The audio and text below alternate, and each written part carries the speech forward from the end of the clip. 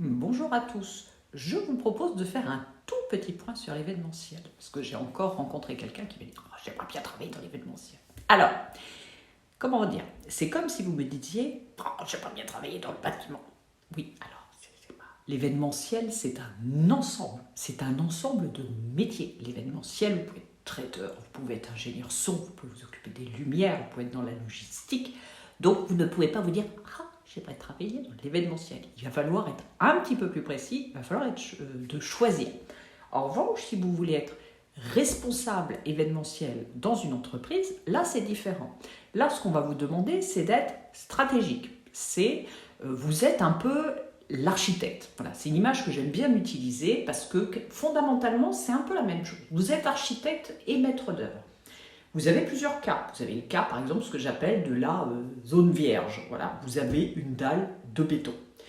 Comme on va dire, un entrepreneur, il aura une friche. Voilà. Et c'est là-dessus qu'il va falloir que vous projetiez votre événement. Mais l'intégralité, c'est-à-dire ce que je mets dessus, comment je le mets, quels sont les câblages, quelle est la hauteur du plafond que je peux mettre, quelles sont les normes que je dois respecter à cet endroit, comment je circule, comment je défile.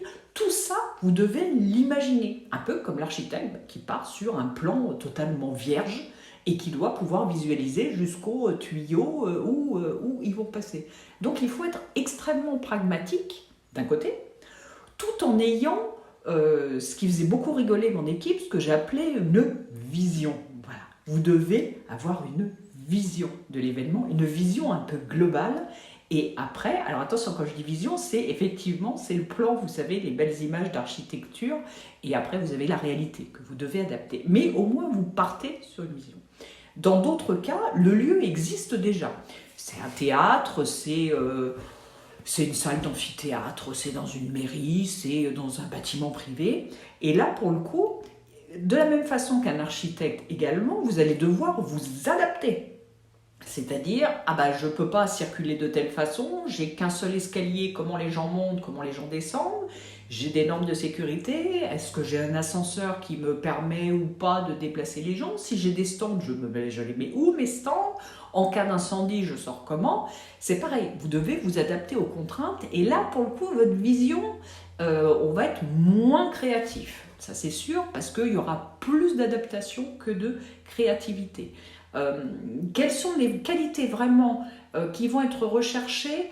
Pour le coup, c'est d'être extrêmement logique et pragmatique. Voilà. À la limite, la créativité, c'est c'est ce que je dis toujours, c'est le petit pourcentage de génie qui fait que tout le monde va se dire waouh, c'est super chouette. Par contre, ce qui est bien aussi, c'est le waouh, ça s'est super bien passé. Et pour ça, ça veut dire qu'il y a 99% du travail qui est blindé et qui est fait en amont de l'événementiel, de façon à ce que la connerie qui arrive toujours lors de l'événement, vous puissiez lui consacrer entièrement le pourcentage restant de temps, parce que tout le reste roule et se déroule. Et pour ça, il faut savoir anticiper et prévoir. Alors vous me direz, ça veut dire que dans un premier temps, il faut que vous soyez un petit peu rationnel, on va dire, quand on vous embauche, quand vous êtes tout jeune, tout poussin, et le reste, c'est l'expérience qui va vous l'apporter. Voilà. Au bout de 10 congrès, c'est les doigts dans le nez, vous savez très bien ce qui ne va pas aller, vous pouvez limite avoir des stats sur le nombre de personnes qui vont tomber dans les pommes et le nombre de fois que les pompiers vont venir, et d'ailleurs où sont les pompiers. Sur la sono, vous savez ce qui va se passer. Qu'est-ce qui se passe si vous avez des militants politiques qui montent sur scène? Oui, ça peut aussi arriver. Comment on gère l'arrivée d'un ministre? Comment on gère le placement et tout? Ça, c'est l'expérience qui vous dira. Et ça, par contre, c'est indispensable que vous transmettiez cette expérience. Mais comme vous voyez, il y a tellement de possibilités que ça reste super chouette, même si, fondamentalement, je déteste l'événementiel.